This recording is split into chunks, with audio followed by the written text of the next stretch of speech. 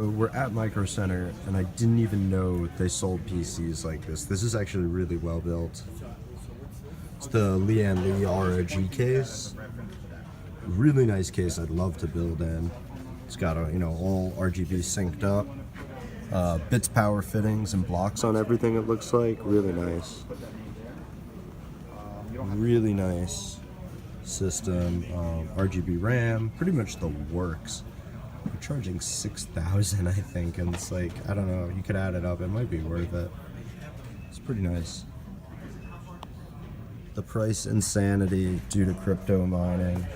There's a 1080 Ti for $1,000. Here's a friggin' 1060 for $529. This is crazy. Do-it-yourself section. Not too bad, actually. I got some cable mod stuff, like actual cable mod stuff.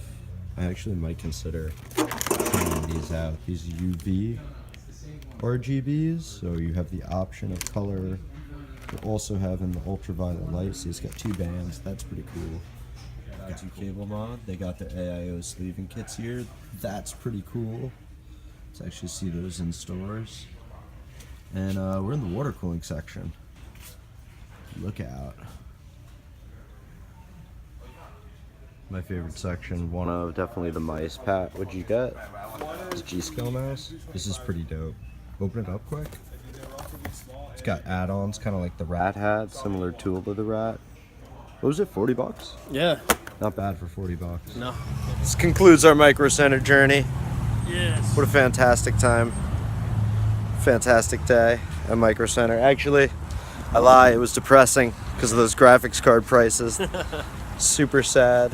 Hey, at least we made it out with some fine refreshments. Oh yeah, dude, Balls water. This is like, this is the original gamer beverage. Before Monster and Red Bull and all that crap, we had Balls high caffeine soda water. Delicious. Later, Micro Center.